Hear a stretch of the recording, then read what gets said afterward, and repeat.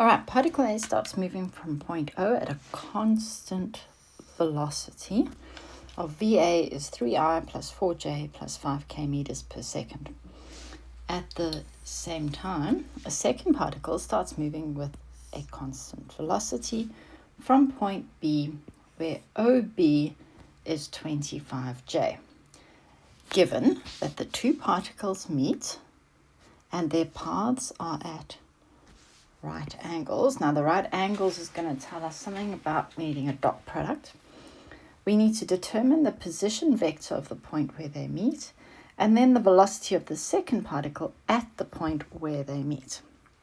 All right, now I've drawn a two-dimensional depiction, so I'm looking aerial view, looking straight down, and just to remind us how these things work. So I've got point B over here.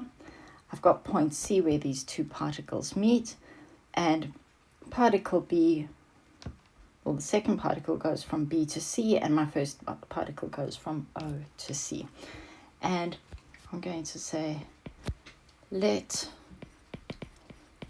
point C be the meeting point. And let's talk about what we've been given. We've been given the velocity of A, and let's use and 5. And so therefore, remember this, that velocity is displacement over time, and that's a very important relationship that you need to remember.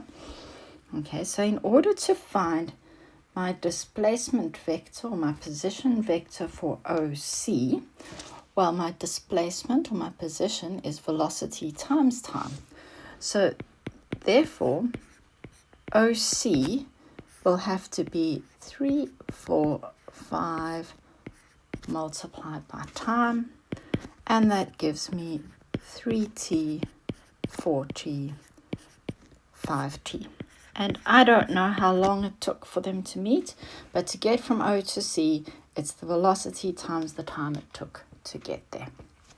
All right, now, I've been given that OB is just 25J, so it's 0, 25, 0. And I need to figure out that distance BC. Now with vector addition, I know to get from B to C, I'm going to go negative OB plus OC. Okay, so let's say that BC is going to be negative OB plus OC, and that's going to be negative 0, 25, 0 plus my 3t, 4t, 5t. So that then gives me my position vector for BC, and my displacement vector is going to be 3t, 4t minus 25, and 5t. All right, now I've been given that BC dotted with OC is equal to 0 because those two vectors meet at 90 degrees. Okay, so I've been given, but OC dotted with BC is equal to 0. So therefore, 3t, 4t, 5t dotted with 3t, 25, 5t has to equal 0. And we're going to write that out as 9t squared plus 16t minus 100t plus 25t squared equals 0. 5, 5, 16. Oh, hang on, this was a 16t squared. And that gives me 50t squared minus 100t is equal to 50t, and I'm left with t minus 2. The null factor law, t equals 0 or t equals 2. So therefore, the particles meet at t equals 2 seconds. All right, that's not helping me yet. What I need to do is find the position vector of the point where they meet. So I'm looking for OC. And if I look, OC was defined as 3t, 4t, 5t. So I can easily find that. I can say, therefore, OC, which was 3t, 4t, 5t, is just going to be 6, 8, 10. And if they're wanting it in Cartesian form, remember we need to then convert it into ijk.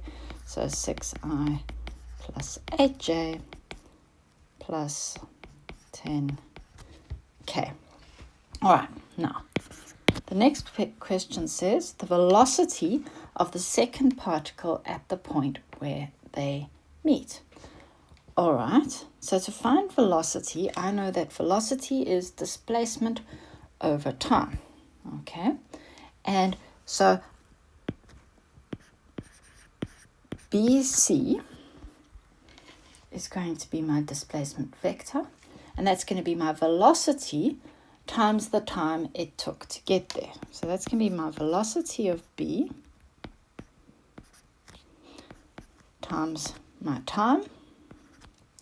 And so therefore my velocity of B will be 1 over time times vector BC, and that's going to be 1 over time. And vector BC was 3t, 4t minus 25, and 5t. So that's going to be a half times 6, negative 17, and 10. And that gives us 3 minus 8.5 and 5. And in Cartesian form, the velocity of B is 3i minus 8.5j plus 5k.